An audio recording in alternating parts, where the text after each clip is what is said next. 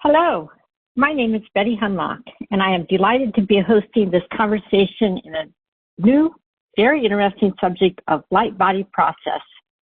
What is it? How does it affect us? Why is it happening? Well, just about everything you might ever want to know about this subject and didn't know how to ask. First, I would like to say hello to Robin Modaffare and to all of you who have found your way to this exciting series of conversations on the light body and its significance in this pivotal moment in time. Robin is the owner and creator of Embracing Source, an online website and community which originated 17 years ago in 2009, whose mission is creating spiritual union through love. Robin has 53 plus years in religious and philosophical studies in theology, metaphysics, quantum and light energetics, as well as healing modalities.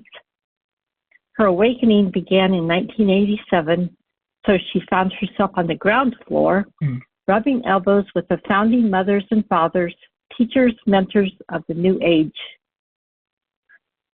She holds a master's in religion and a PhD of religious philosophy, certifications in many areas of metaphysical studies and experiential work. She has shared many of these with groups all over the U.S. for 3 to 4 decades now.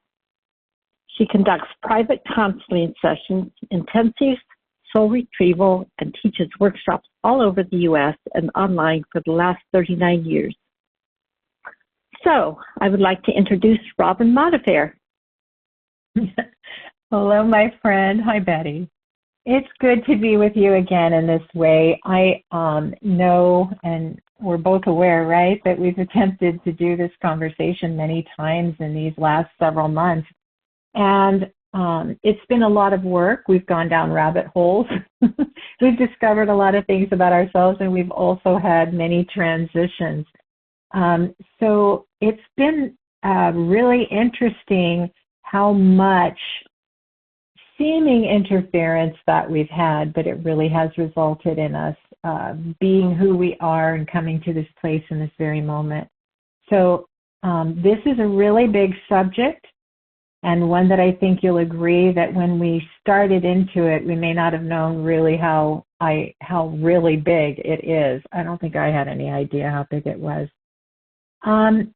So I think before, if it's okay with you, before we begin, I think I'd like to do just a little bit of a meditation, a very brief one, to kind of get everybody's energies centered for the moment so that we can bring them into some of this deep information that they're going to need all of themselves to be very present for.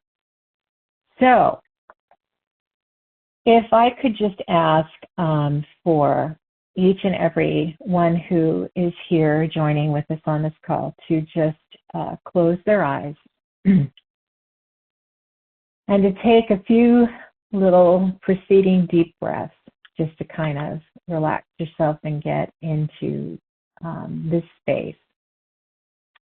Breathing in and breathing out. And breathe in one more time, really deep.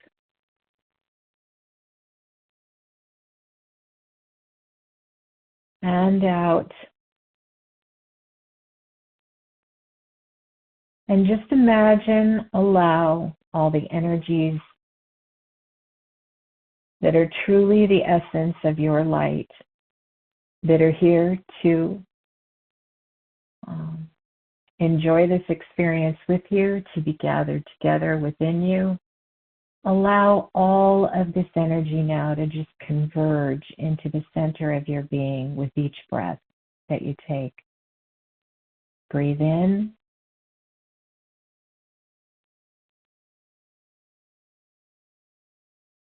Good. And breathe out.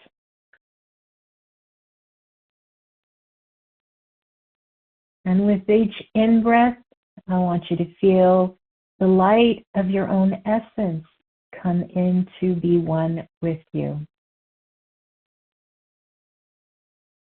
Entering into your body into the spaces between the spaces, into your atoms, the cells, your bone, muscle, blood, nervous system, organs, tissues, muscles, your mind, the occipital, your eyes, your face, your hands and feet and arms and legs, and allow the light that's coming into you to just spray out the crown at the top of your head. And as it does, let it fall over your body into your auric field, into all of the energy fields that play magnetically around your beautiful body. This light now is in you, expressing in you, transmuting and transforming any of the tensions and stresses of the day. And in and through the remainder of our conversation today, just acknowledge for yourself that with each and every breath you take, the energy of light, the essence of you, comes in to meet you, to embrace you, to fill you, to heal you, and to bring you deeper peace.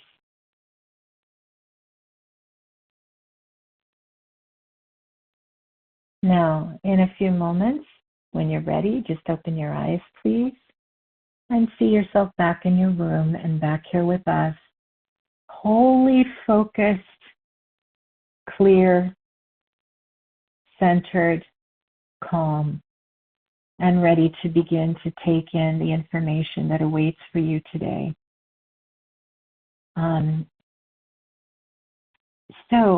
Betty, is there anything that you want to say before we actually get started with everybody?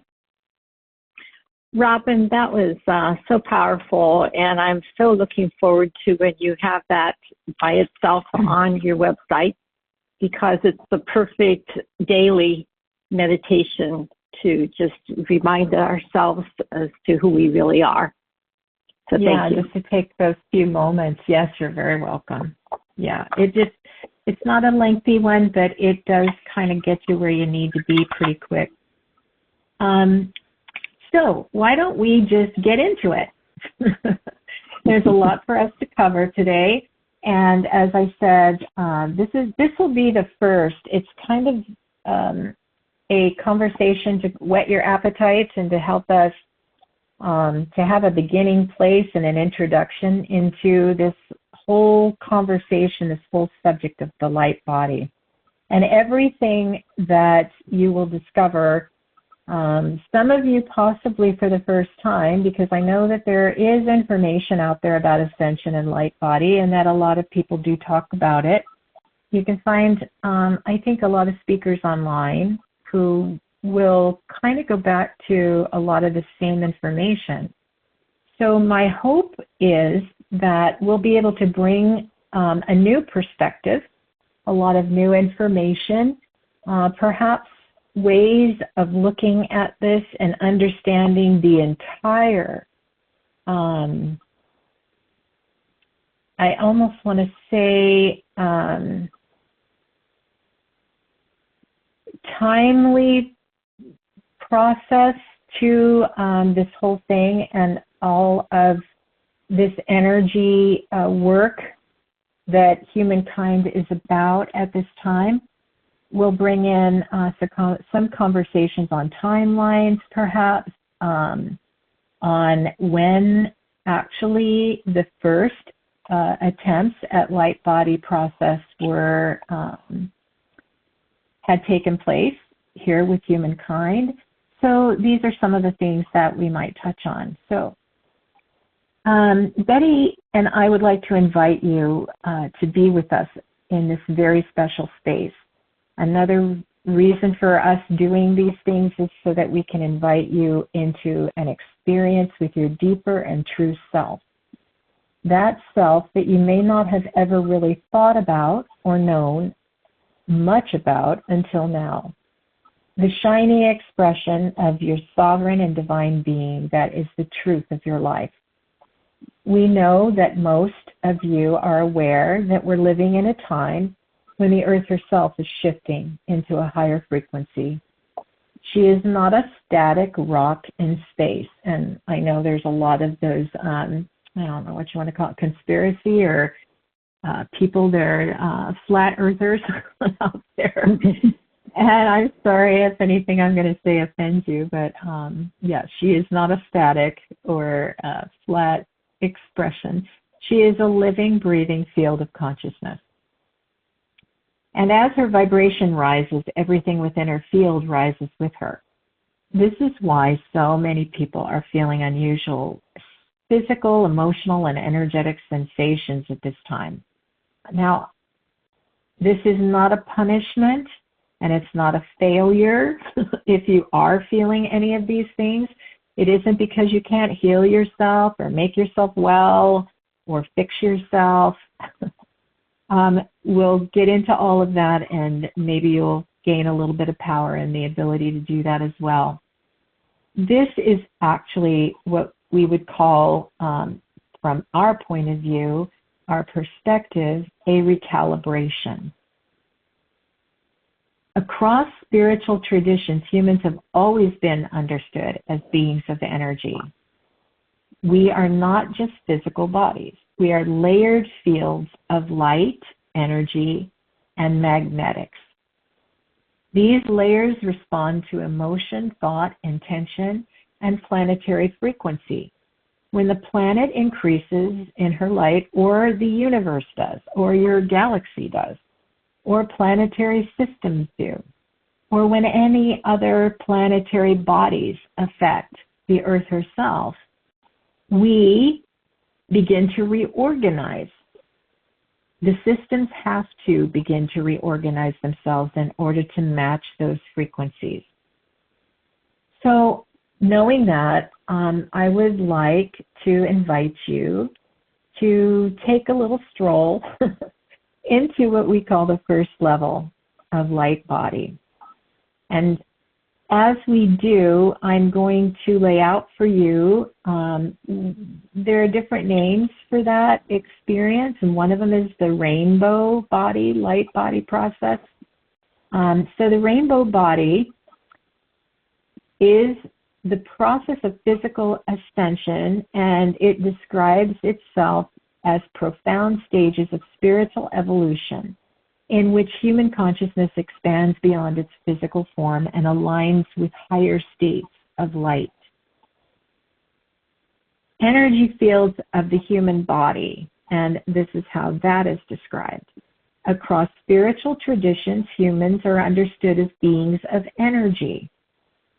This universal life force called prana, or chi, or holy light, flows through layered, subtle bodies that vibrate at higher frequencies in the physical form. These layers overlap, interact with the chakras, and shift in color, tone, and intensity based on our emotional and mental state.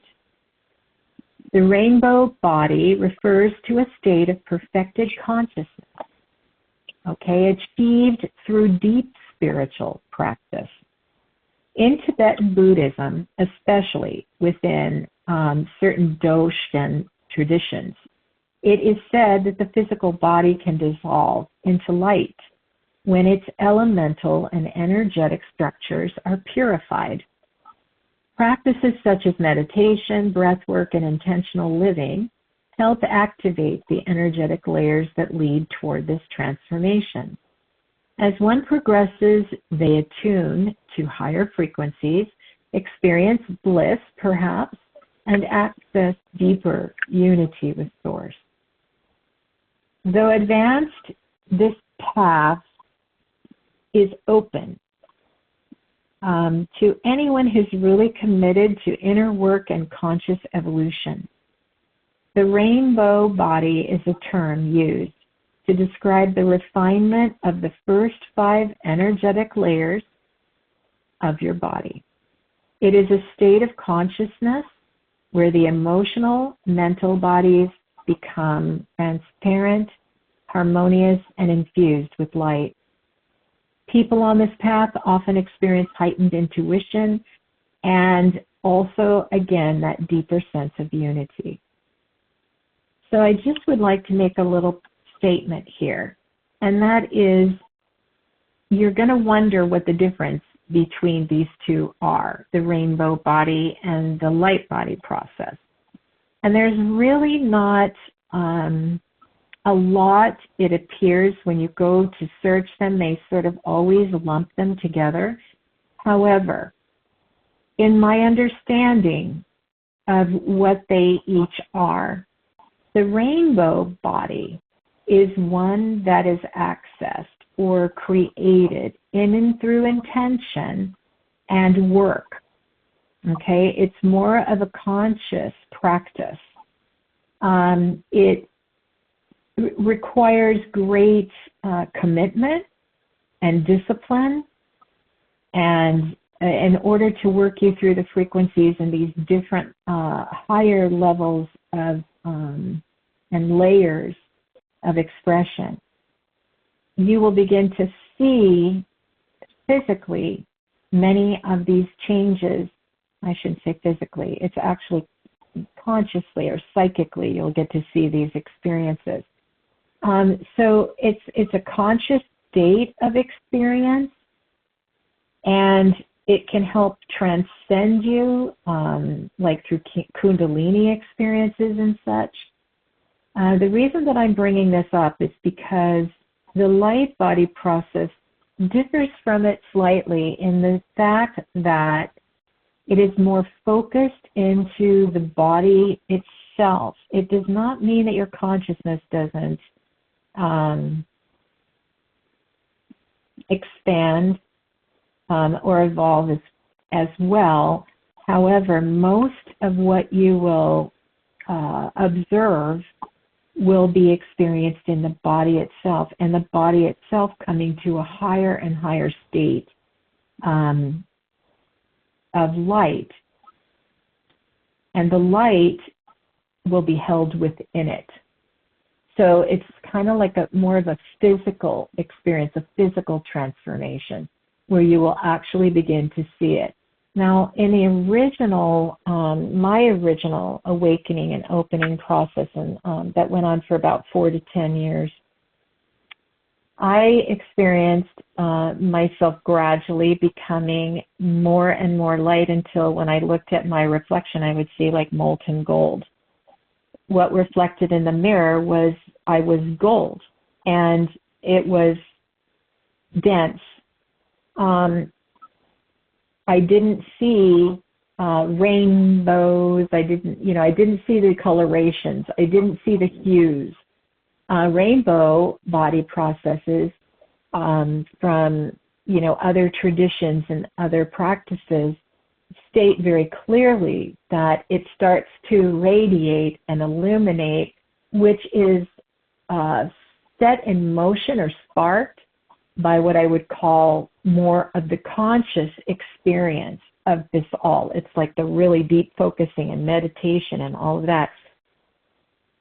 When I experienced the light body, I experienced it through an unawareness, an unconscious walk through what would be balancing the chakras, doing tonings, frequencies, entering into frequencies, practices like Tai Chi, Chi energies, working with that kind of stuff, but it was never done through focus of intention to get there. You do see what I'm saying? It started to transmute, change, transform myself, my physicalness, without my awareness. So this would be where I sense there's kind of a different approach, a different way of getting there. It doesn't mean they both won't get there. It just means that they're very focused differently. So I just wanted to state that for people who might be saying to themselves, well, what's the difference in these two? And it's not that one's better than the other at all. They're just different, but it all gets you to the same place. So the light body, sometimes people have heard it called the Merkabah body. And it is full multidimensional field of consciousness. So it's all the fields of consciousness that surrounds and interpenetrates the human form. So that's kind of what I was just saying. It comes more into your body. When it activates, people may feel very expanded. You all of a sudden have this feel connected or aware of higher intelligence. And sometimes this doesn't stay for a long period of time, but you will feel it when this activation begins. This activation is not sudden. It is gradual, gentle, and deeply personal. As this process unfolds, the physical body responds. Some people will feel fatigue, headaches, flu-like waves, or emotional release. And if you're anything like me, you will have them all over time, most definitely. You're an overachiever. No, I think I'm probably very, very normal in that respect. These sensations can have many causes, and it's always wise to care for your physical health when you do start experiencing these things. So we're not telling you not to go get help or see physicians or whatever. But Betty and I talked about this a little bit before we even began this recording today. It's really our hope that in introducing this understanding to you, that it will help you to be able to more allow these experiences to integrate rather than try to pick them apart and service them one at a time. The more you understand the wholeness of this process, the easier it can be for you. So, from a spiritual perspective, these symptoms can also reflect the nervous system adjusting to higher frequencies of light. So the more light that comes into you, of course, it's going to send shocks or what we call the invitation for all of your system to step it up, okay? And that can sometimes put more pressure and tension on your nervous system. And so some of you might start experiencing some nervous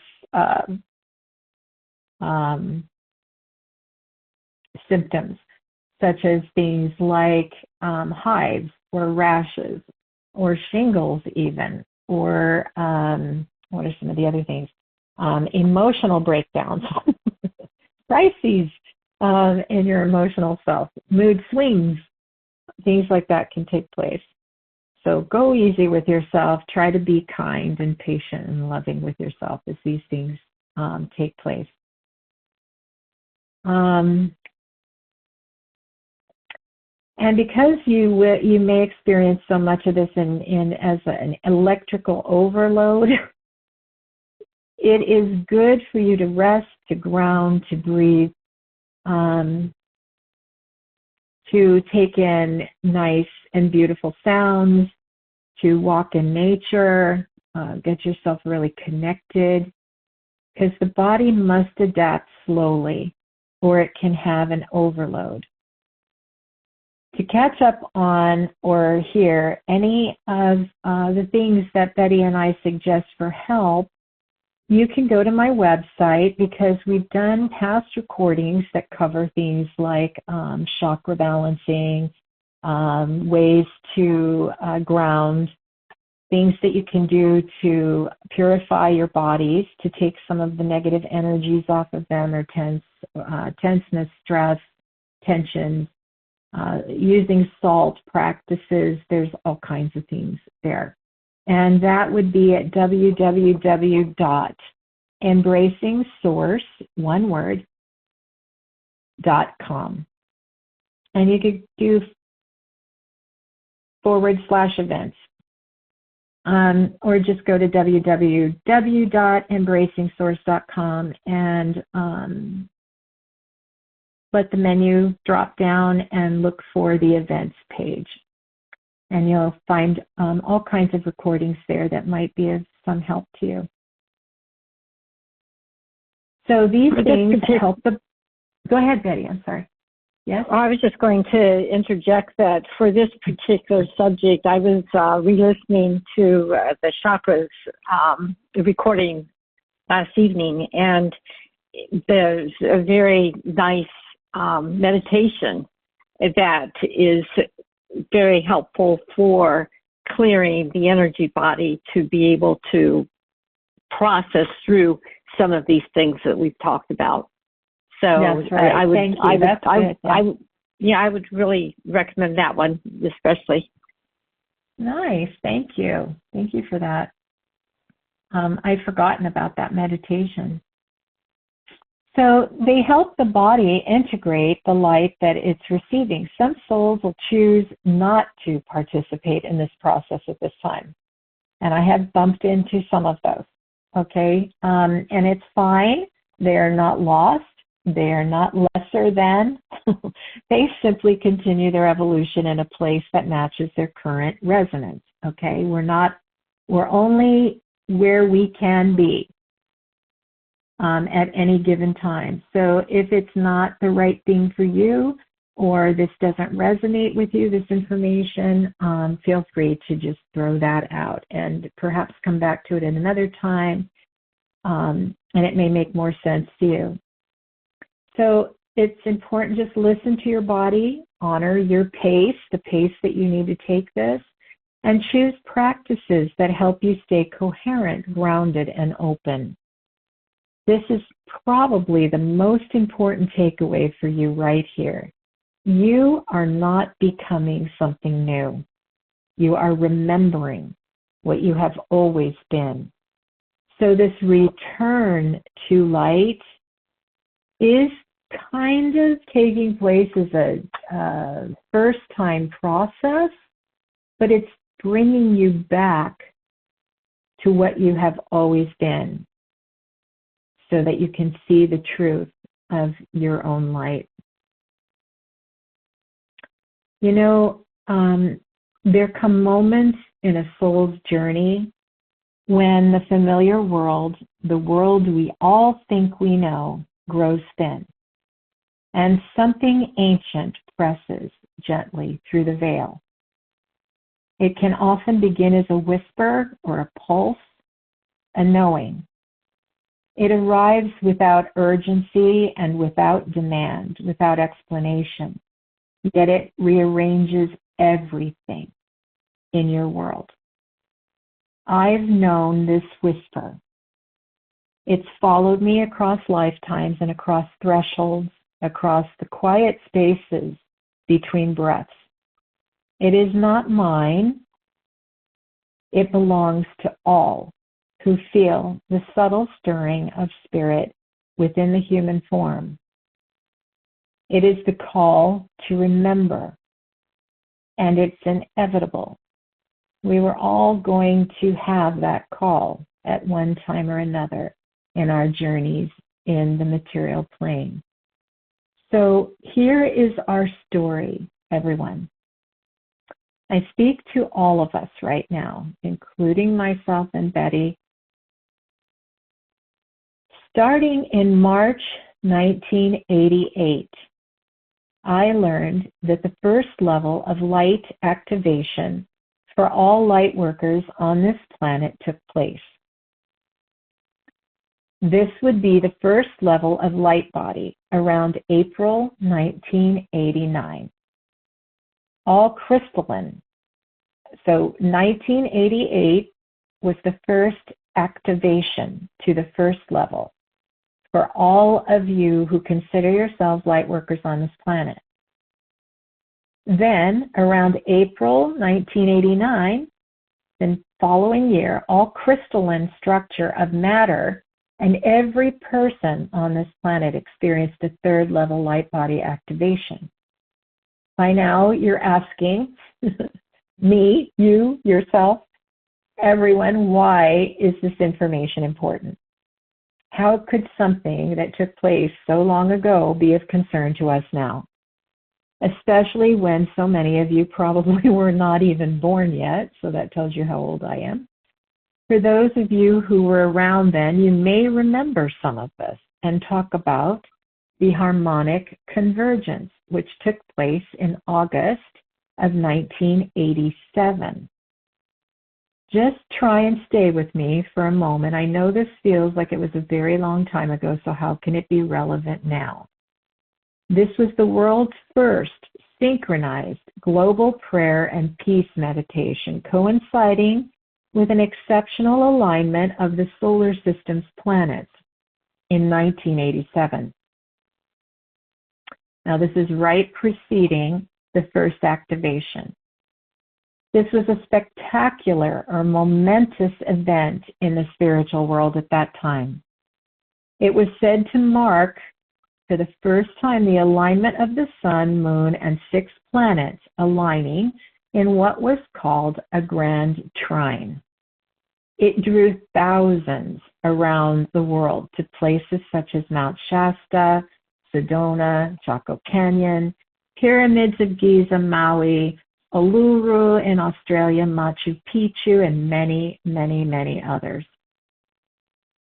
A gentleman named Jose Arguelles, an American New Age writer at the time, an artist and co-founder of Planet Art Network and the Foundation for the Law of Time, said of it that it came at the end of these hell cycles and the beginning of a new age of universal peace.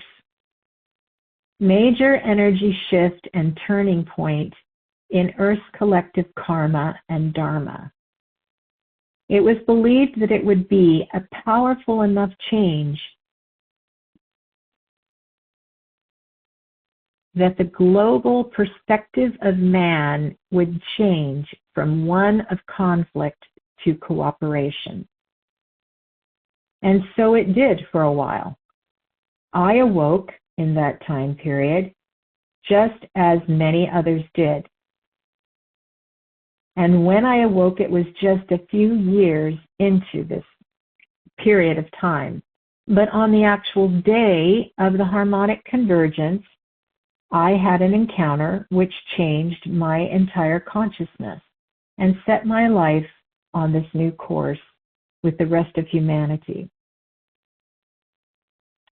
This experience was the first I recall, but by no means would be the last life-changing or consciousness-altering of my life. When it occurred, I had no knowledge of anything at all metaphysical, and certainly had never heard of the harmonic convergence, nor that the experience I had would have awakened me to another reality and had actually occurred at the very same time. And truly, it was pretty I'm going to use the word freaky. That's the only word I can think of. When I did discover how this time period in my experience crossed. This convergence, according to Arguelles, was the beginning of the countdown, according to the Mayan calendar, and many of you will remember this time period. This countdown time period to the 5,125-year Mayan cycle leading to 2012, where the evils of the modern world would end with the birth of the sun and the 5th Earth cycle on December 21st, the year 2012. It was in this space of transition that the miraculous opportunity, the perfect alignment of conditions in all the expression of us allowed for the physical, emotional, mental, and spiritual bodies to come into full alignment. Interesting. In 1987, there was a planetary alignment. In 2012, it was our bodies to come into full alignment. This coherence served to raise everyone's frequency and activate the chakras, which resulted in divine energy flowing freely through the system. The result is expanded consciousness, enhanced vitality, and a deep sense of connection with the universe. Now, we are aware that while the planet is undergoing a shift to a higher frequency, it's because she is a living, moving energy system. And all who reside within her energy fields will also experience this realignment. You cannot help but do that. So, is there anything you'd like to say at this point, Betty? I just find the history very, it's like coincidental is not the right word, but it just is a progression. And of course I question, it's like, well, we had those big opportunities, the space was there, what happened? But I know that because as humans we have free will, we have that choice point for every moment to go forward with love or to just shift into something that's not that. So my takeaway of this is that very interesting. So the light body information is there, and we are all subject to those energies, and it's just a matter of harnessing and going forward with our own individual process to achieve the next step. Yeah. So, yeah, you've done a lot of work to come up with Connect this the dots. information that it's very interesting. So I always thank you for that. Oh, you're of course. I mean, I know that, we've been very, very helped, along this path, guided, because one of the reasons that I began all of this, as you know, is because in my private practice work, I have been for years having people calling me and having sessions. I guess the word is confused and exhausted with the physical experiences that they've been having and how much it seems to be taking, from their everyday existence and their lives, and that it seems to be ramping up. So having had this information on light body, which I had brought through and was teaching in the early 90s, but had just sort of set aside, and forgotten about, because I felt as though there was an awful lot of people out there who were talking on the same subject. I began to have presented to me through my own inner consciousness that there was more to this, that there was something missing that people needed to understand, to be able to connect the dots and understand how really important and powerful this whole subject is. So again, we are at the baby beginning levels of this, and I do hope, and it may exhaust some of you as well, I don't know, but we're going to discuss this ad nausea, I think, for quite a long time, each and every one of those levels, because there are 12. And also to help you to understand why these cycles begin and stop, and begin again and stop, and have for many, many decades now, possibly, maybe 100 or 200 years.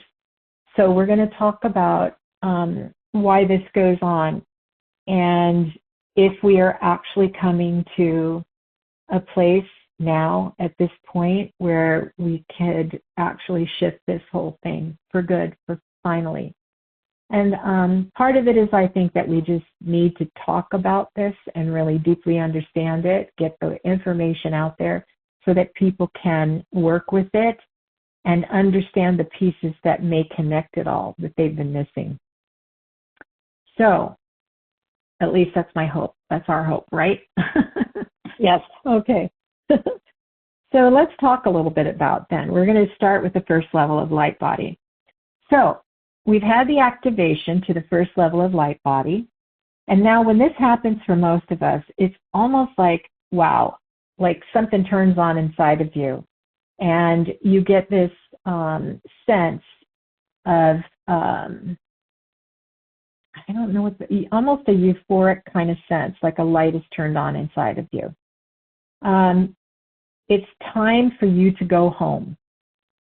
You keep feeling this feeling about looking for home. I just want to go home. That's what it feels like in the body when it is time to go home. You have the switch turn on, it affects your DNA, and your DNA sparks, and it begins to make its awakening or its opening process. In other words, your DNA actually goes online, all right? You've plugged in, finally. So here are the things that happen when this takes place.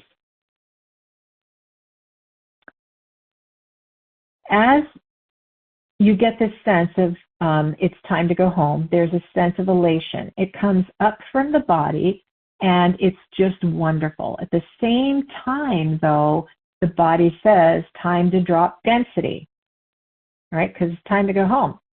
Time to go home means we're taking on more light, buddy. So we start letting the density begin to fall away. That means you, the physical part. Now sounds weird and scary, but this is exactly what has to happen.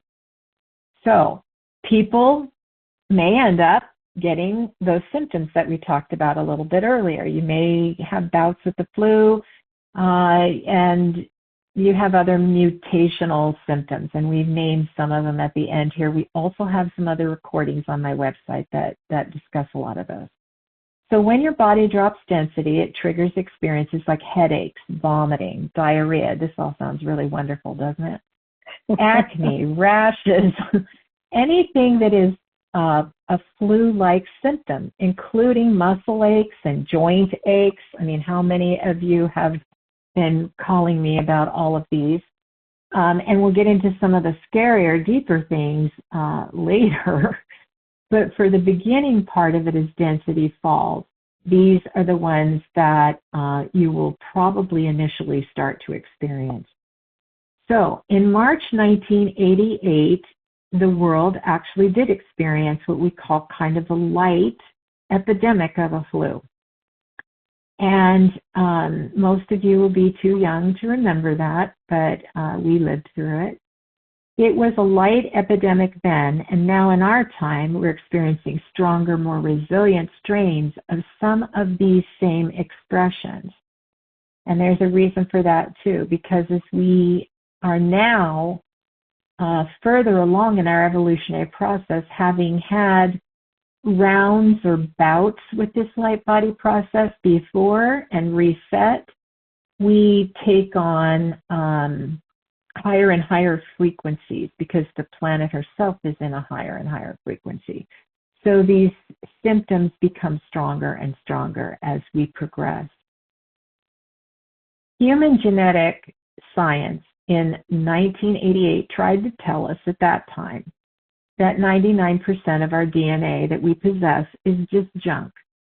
And because we didn't know what it all meant at that time, we kind of bought that. But now we have much more information on this that sheds light on just how it all works.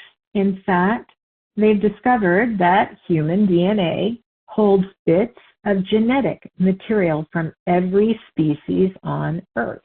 Did you know that? No, I did not know that.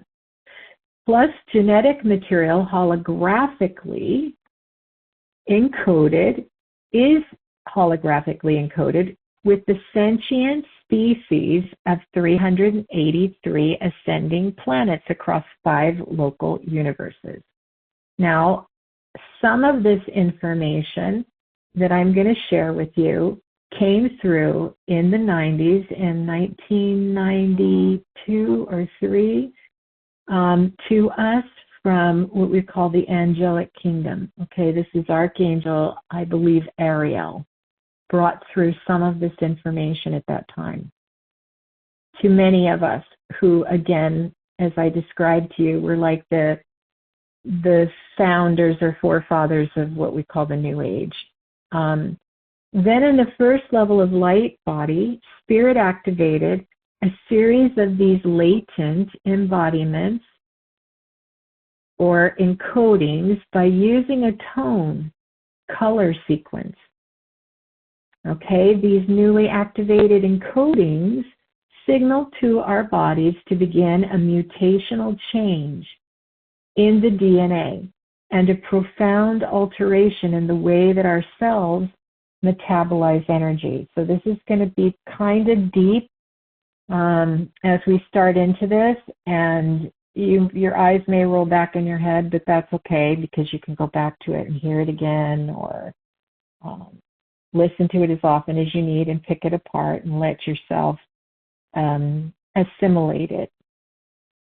And it's not important that you understand everything, but it is important for me to explain it to you, what actually happened. So, we measure light body cells and levels by the ability of your cells to metabolize light. The marker for these new cellular activities are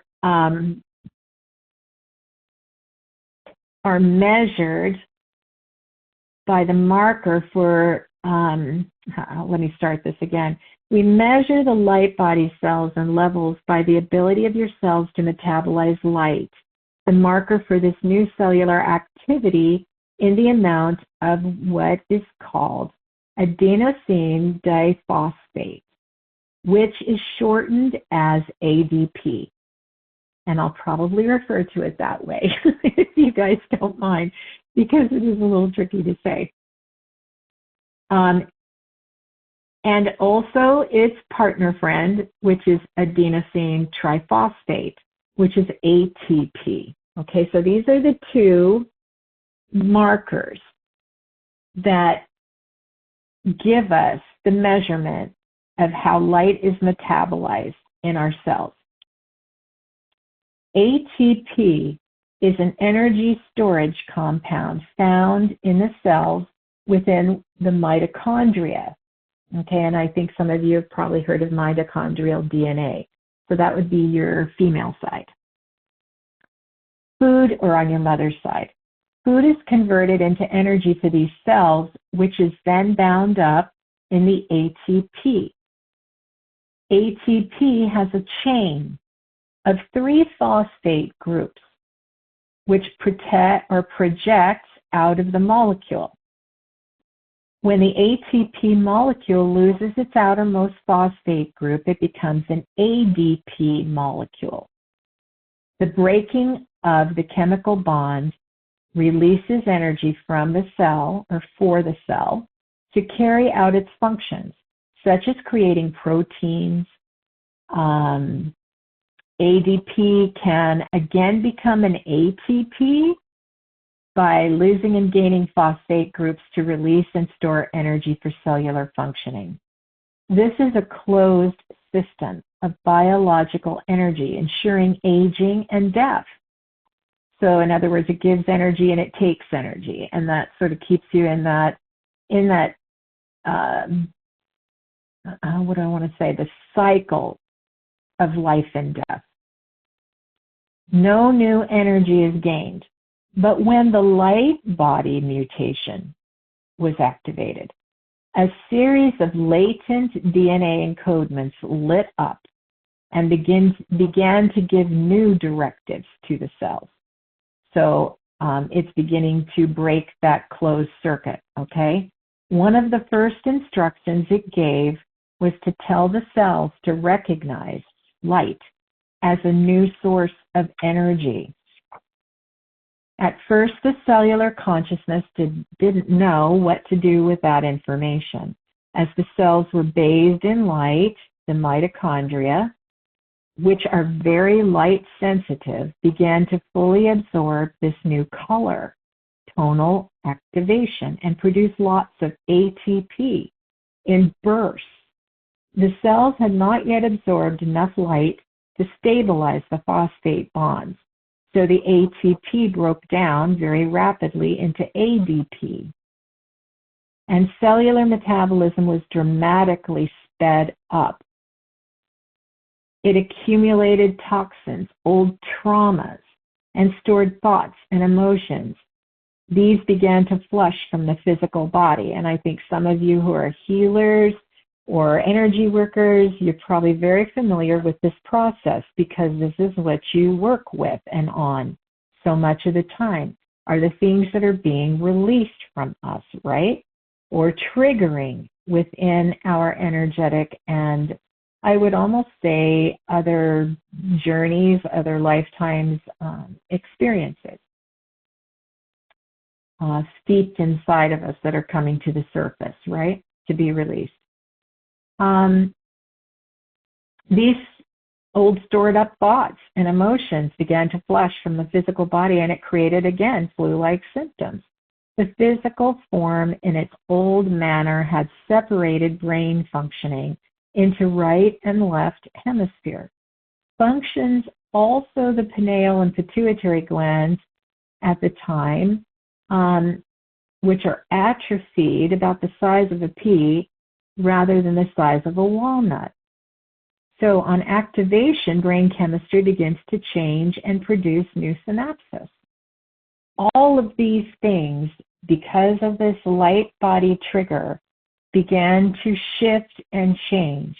In order for that to happen, for more of the DNA to awaken, for more light to be absorbed into the cells, into the body, for these transformational or transmutational changes, these other things that were being pushed up out into the surface have to be dealt with. They had to be released. Okay, with me so far? Do you have questions? No, this is just so fascinating to me because I really thrive when I understand something, and to know that all of this is happening at the cellular level, and I had no idea that it is. It's like, wow, once again, miracles show up in so many levels and layers, and this is getting down to the nitty-gritty. Yeah, it is. It's so profound. And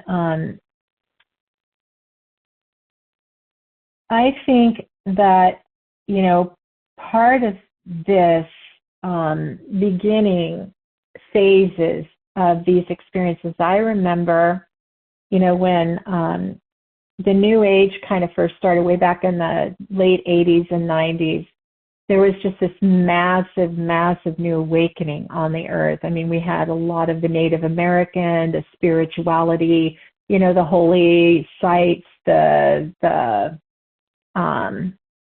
workshops started, intensives. There was this deep connection to Mother Earth again, lots of prayer groups and institutes started, people doing healing everywhere. There were lots of information coming out.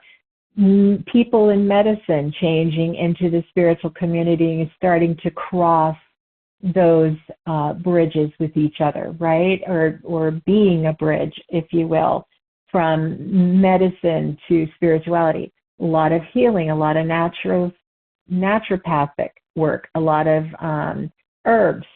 We went back to, this space of where actually we had always lived, right? It was a reconnection to Earth itself, to real living light. Okay, whether it was in treating naturally or expressing naturally, more creativity, body workers, hypnotherapy.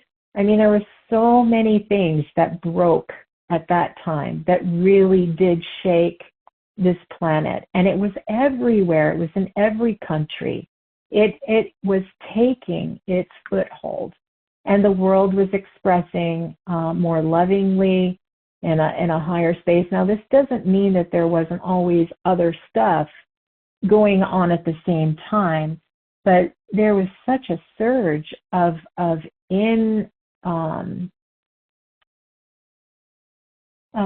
insertion of what I would call higher living light. And, we talked about, angelic kingdoms, Buddhist space, all kinds of martial arts, and you name it. Everywhere in society, everywhere in our life, we were beginning to just reconnect with ourselves and with everything that was life itself. And miracles, getting along with each other, not fighting about who had the better way or the, lesser way. Anyway, that is my memory and my experience of it at the time. And so many really profound and brilliant teachers and speakers and philosophers and people out there really paving the way. Now, what I know is that we came super close to that at that time. And in some of these latter classes and conversations, we may get into that and talk a little bit about why that didn't actually happen in that moment, or did it? That's another thing for us to consider. Was there actually a transition at that time, and then things were reset and we began this process again? So we can all ponder some of those things, the potentials and possibilities of all of them, and really what time is and what it isn't, and what your light bodies are and what they're not. But it's kind of exciting. And for me too, to review this information, to bring it back to my understanding again, has been super helpful, because it allows me to be a better facilitator and a better listener for those who are coming to me for understanding and help on all of this as well. So to revisit it is good. So our next level is kind of, I don't know how long we've been going. How long have we gone? Are we doing good? You want to go to level 2? Yeah. Sure. So our next level will be the second level of light body, and this isn't very lengthy. I think that I may even cover the third today, only because it still has a lot of conversation about the ATP. So having that all set for you might be a good thing. So here we go. Moving on to the second level of light body. So in the second level, the six-dimensional etheric blueprint begins to be flooded with light. And so just think about that for a second. Your six-dimensional etheric blueprint begins to be flooded with light, and it begins to release the fourth-dimensional structures, which tie you into karmic experiences across all lifetimes. Now, I know that I've spoken to many, and we've even brought forth in workshops several years ago, that we had tripped into, once we cleared our physical, this life karma, we now were going to be experiencing our off-planet karma, right? Soul karma starts to come into play. So now we're talking about it in the second level of light body. As a result, you may have begun to feel a little disoriented, along with having had more bouts of the flu. In the old days, we used to call them transformational flus, and that's just about probably the perfect word. That's what they should be, because that's what they are. It's when you get confused. Confusion is a cold. A little bit worse than that is the flu. So you're really confused when you get a flu, because it's the symptoms from your whole self, right? You'll probably have found yourself lying in bed saying, why am I here? Who am I? And how do I get out of this? And might have gotten an inkling that there was something called spirit in your life. Now, we'll also define another term.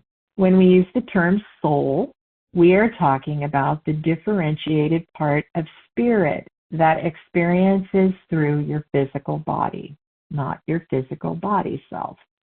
When we talk in terms of spirit, we are talking about that part of you which is undifferentiated and totally connected to the source. So in the second level of light body, you are releasing fourth dimensional structures, which begin to change the spin in the geometries of your emotional, mental, and spiritual bodies. This is when people come running to me scared and go, oh God, all my chakras, everything in me is going the other way. What did I do? What's wrong with me? Okay, so you're beginning to change very rapidly. Most of what you're experiencing is strictly physical. You may feel very tired. Okay, this takes a lot of energy to be doing and going through this process, and it pulls a lot from you. I told you the second level was pretty basic and short, and it is. I call them almost like interim levels. So now we move to the third level of light body, and this one is a biggie. In this level of light, your physical senses become outrageously strong. Everything may seem incredibly tactile. The chair you're sitting on, you're going to get really, really sensitive, is what it's saying. The chair you're sitting on or the clothes that you're wearing may be terribly distracting because they feel so sensual or just wrong, one or the other. If you're not a sensual, into that, they just feel wrong. Often people rediscover the joy of sex in this third level light body. That's why there was a rise in pregnancies, and we're going back to that time period again, a rise in pregnancies around 1989, when the planet and her population were activated to the third level for one of our go-arounds. And you'll recall that when we first began this, we talked about 1988 being the initial first body or level light body ignition. And then in 1989, we got the second and the third one, right? So this is where we're at talking about it. Everything that is happening now is very centered on the physical body when you're in this third level. It's beginning to open up, and what we call a biotransducer, your body was designed to decode and work with higher light energies, as well as transmit these energies to the planet as part of the game of separation. The magnification of the physical senses is the first sign of the awakening of your body as a biotransducer. That's tricky. Now, this makes perfect sense when you understand that we used to be functioning at 12 levels. Okay, we had 12-strand DNA that was totally awake when we were first designed, and we had dropped to a 2. We're going through the levels of light body here, but I will tell you that most beings right now are functioning probably around 5th and 6th that are on the planet at this time. Some may even be higher than that, but most of humanity is functioning in that 5th and 6th level. So that's really good. Undifferentiated light from the oversoul at this point pours into the 5th dimensional axial tonal lines. From the axial tonal spin point interfaces on the skin surface, the 5th dimensional axial circulatory system begins to form. So what's happening now is that we're moving from more dense physical, what you might call setup, okay, structure, design in the physical body, as it's going to require a higher light system, synopsis. So you're having like this wiring network being set up for light right over the other systems, okay? Because as you go online, you can't stay online in your physical body because it's not going to be able to facilitate or deal with those higher frequencies and that kind of light. It doesn't operate that way. So you've got a new operating system, basically, that's being preset, programmed up, so that you can come online with it when the time is right. So that's about the simplest way I can describe it at this time. Let me see if I can find, where was I?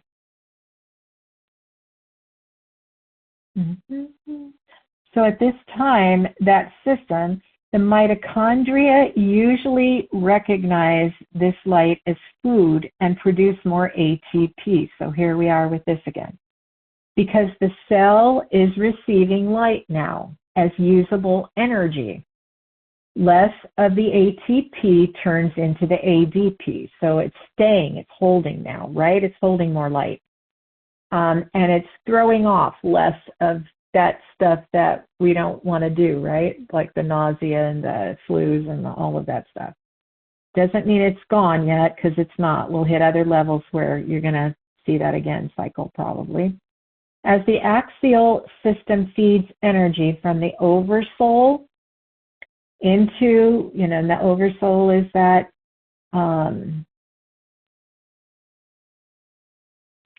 the oversoul exists about 12 inches to 2 feet above each human, in our energetic system, in our auric field. And it's actually not even in our auric field, it's out of our auric field, but it is your oversoul light. This oversoul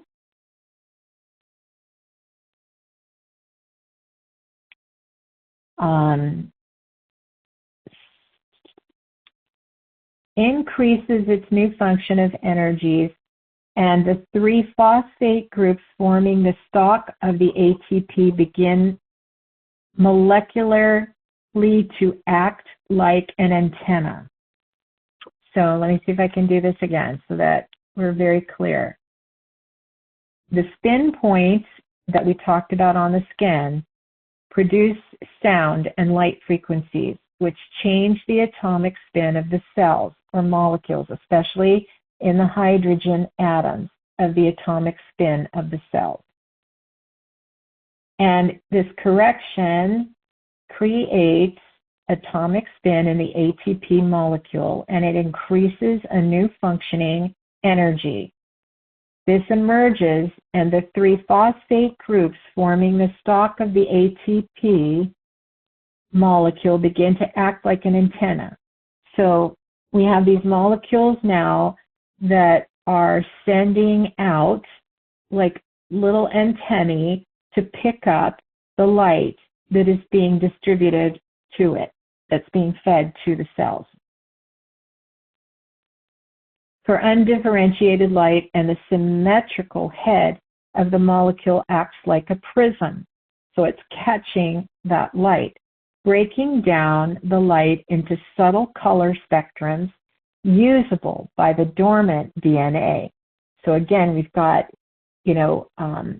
still all of these levels of DNA that haven't opened or awakened yet, but these antenna-like molecules that are in the ATP or acting as ATP in the mitochondria DNA are now sending out or have grown these little antennae that are taking in more and more and more undifferentiated light so that it can be used to begin to, or to continue to awaken the DNA that has been dormant so that we can use it.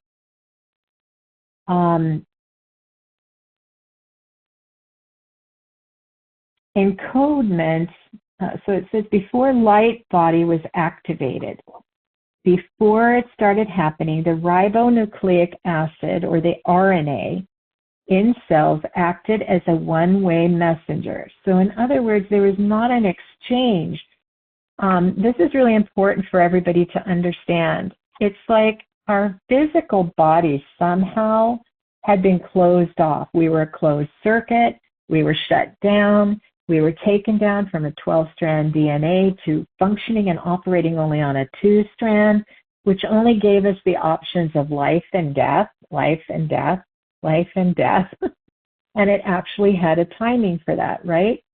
When light bodies started to activate in us, everything began to open and function in a different way. So now you have an open system. This open system is allowing for light to feed the body. And the body is now doing what you call an exchange. So it's having light come in and it's feeding light to the system. And as it feeds light to the system, it's awakening it. So it's not a dead or closed system. It's kind of like if you're thinking of like wiring and electronics. I don't know where this is coming from now because I don't do that. I never learned about it. But it's like opening and closing circuits, right? You have open circuits so that your electricity, everything is flowing, it's all fed. And then you have closed circuits where it's shut off and you don't have access to the electricity. It's not turning anything on and off, no power is coming to it. So I know I'm doing yay for me too because I don't know how I knew that, but I do. So RNA, two-way messenger. Now it took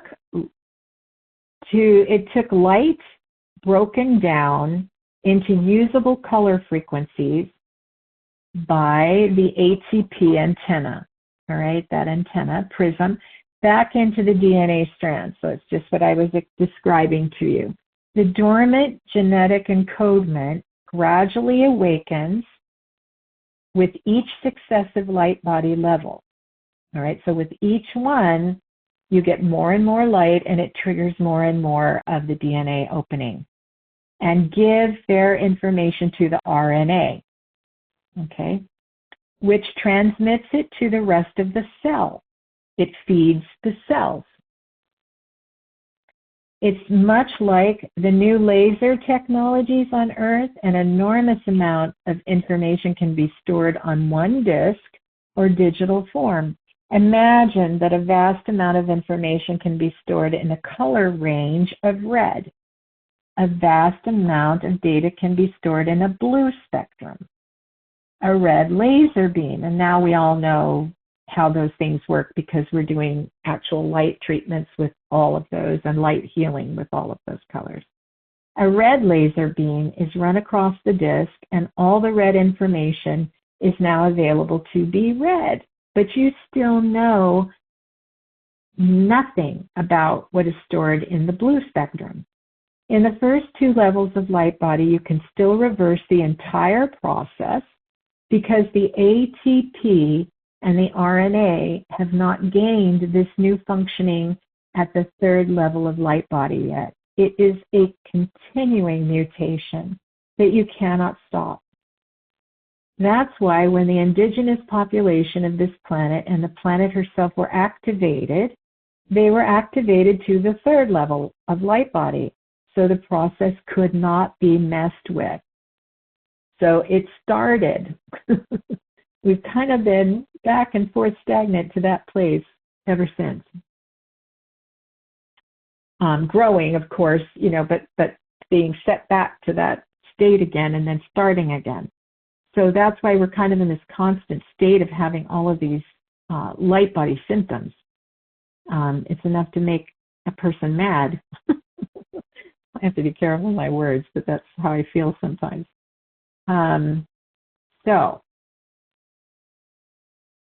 quite simply, also in the activation to the third level of light body, a set point, right? This point we always come back to, was created between this planet and all other planets that are ascending out of the physical plane, so that you're all in sync.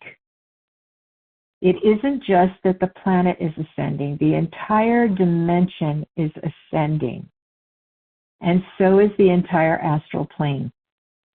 There will be no more physical and astral planes when this is done.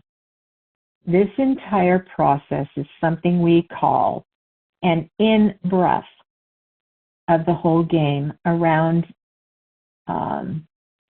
in 20 years. Imagine that you are the one and you decide to explore the myriad possible facets, of what you are through the levels of progressive individuation. It's like stretching a rubber band. As you achieve more and more individuation, the rubber band gets tighter and tighter and tighter.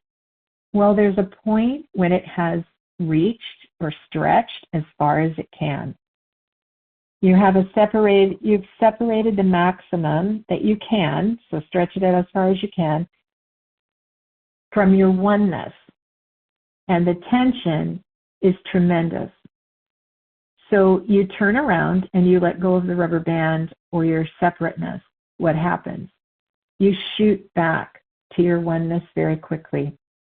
On this planet, you have a game of separation that has now completed. Every possible permutation of relationship and interaction you can have, every karmic relationship that you can explore has been explored. And when that happens, you begin the in-breath. This game is over. It has been for a long time.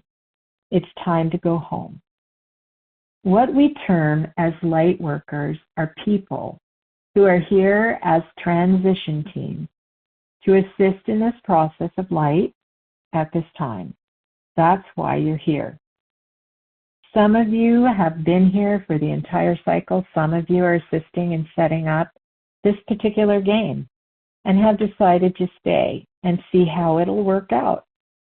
If you were to look at time linearly, you're sitting out across linear time and across all parallel times, activating, turning into light. A planet does not ascend in an instant. It ascends from the moment of its creation. And that's why so many of you took on so many lifetimes here. Others of you are showing up to assist now, and that's okay. And this also will help us to understand what's coming in the next conversations when we talk about how many times we've approached this. How it does work in cycles. It does take time to perfect it, to bring it into unity, and to bring in this alignment.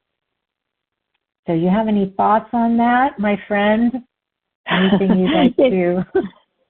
It's just so remarkable to have the sense of understanding that will take lots of pondering to have a deeper sense that the process is like miracle doesn't even contain the energy of what I'm feeling right now. And I just think that, I think it's brilliant that we have this opportunity to learn and grow with the understanding, because that's all part of the process. It's happening without knowing or understanding, but to be able to understand it, it's like just gives more possibility for supporting that continuing emergence and evolution. Yeah. Again, what I find so interesting is this continues to go back to, I don't know how to explain it. There are so many different paths and ways to experience and to take our journeys, as we go into the experiences that we write so beautifully for ourselves. And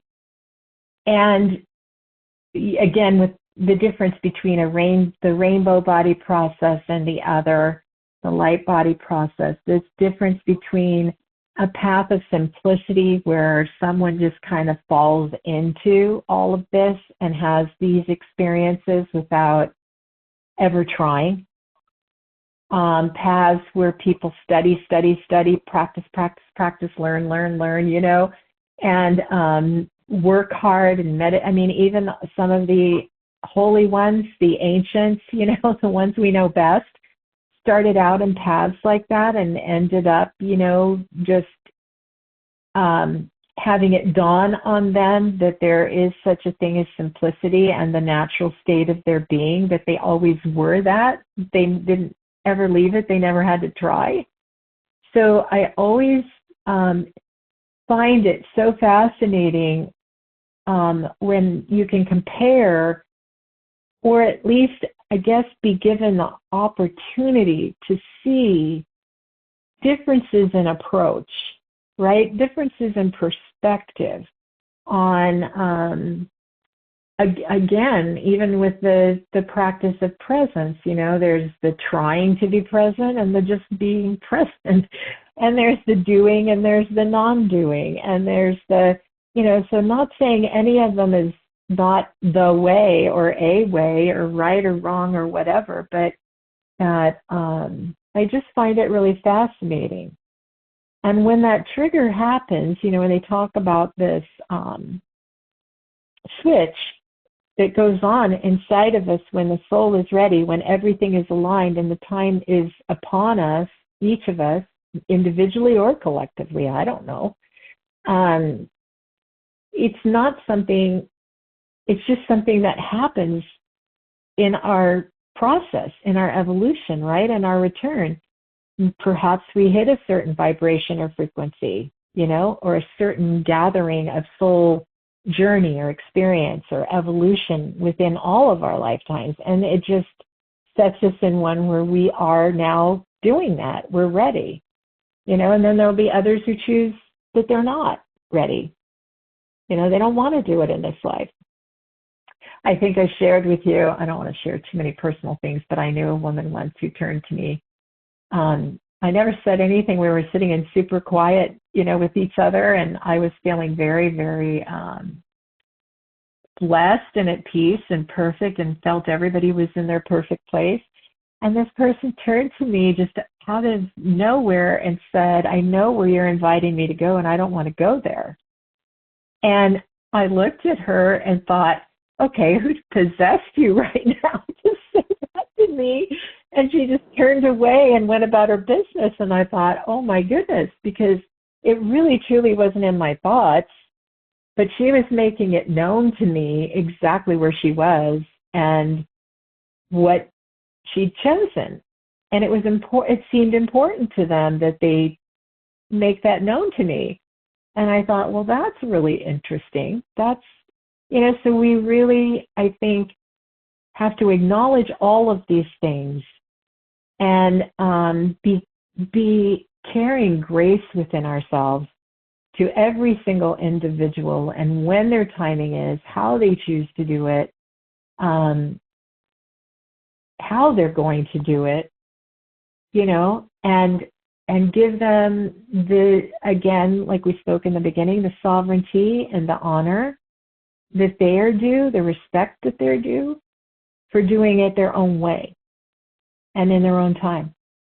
And all we hope to do, or all I hope to do, and I know that you do too, is to just offer up information, that might help navigate, light their way a little bit, steady them, help them not be so fearful. I mean, we're really in a crazy time, and all appearances externally can also dredge up a lot of, I don't want to say dredge up, I think that light workers can actually take on a lot of this stuff and think it's their own, and it's really not. They're just filtering it through because they're beautiful light beings, and they're capable of doing that, of helping to translate, transform the energies that are out there all around us every single day of our life now, and in consciousness that are being, and if people are going through light body process, I mean, they're shedding all this stuff too, and if they're not consciously aware of what's going on, somebody has to clean up, right? Somebody's got to be out there, maybe a lot of us somebody's, transmuting and transforming these energies that are just being spewed all over the place in this time that we're living in. And that helps, our blessed planet. It helps her to not have to carry so much, to be able to make her process, to lighten herself, to, raise herself in energy and in light too. And I know because of, who we are, that we were all given that, as guardians, of her, to hold her in our hearts, to be conscientious with her, to help her do her translation, to her next level too, and to help her heal, to help her stabilize, to help her not carry so much. So anyway, I'm going off on a tangent right now, but we begin to see how it's all connected, because if we don't bring in that light, if we don't process it, if it doesn't, isn't something that we can walk with and evolve with and become, return to, just like she's attempting and doing her best to do, is to return to that light, then we can't really help in the ways that I think our hearts are longing to. So anyway, that's pretty much all I have to say about that. Well, that's a lot. And I'm so appreciative of the interferences that kept us from getting together for this conversation like 2 months ago when we originally started talking about it. And the reason is because I know that you continue to get messages up until this moment to add to it, because what's going on in this space and time in our 3D world. And so the information here is so supportive in my mind from the standpoint that in just having the understanding of this light body process, we create what we resonate with. And to have that understanding that I can make a choice with my thoughts, words, and actions every moment of the day to resonate where I want to be and where I want the world to be.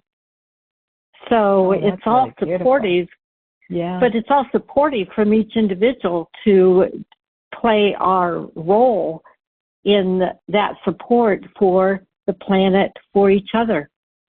Yeah. And so I'm so grateful that you are getting this information and sharing it, because it's powerful, and it's the more we can understand, the more we can contribute. Yeah. Well, I'm sure enjoying disseminating it. It's been so really interesting for me. I can't wait for the next one now, so I'm going to have to go right into study. Hopefully it won't take 2 months again before the next one. Now, this is going to take us the rest of our lives, so we'll probably have to get on it. Anyway, I'm so appreciative of you, Betty, and thank you so much for doing this today and for helping in the beautiful and loving ways that you do. I hope everybody is able to glean a lot from these conversations, and until the next time. Yes. Thank you, everybody, for participating, because everybody's energies are so important and supportive. Yeah. Okay. Thank you. Bye.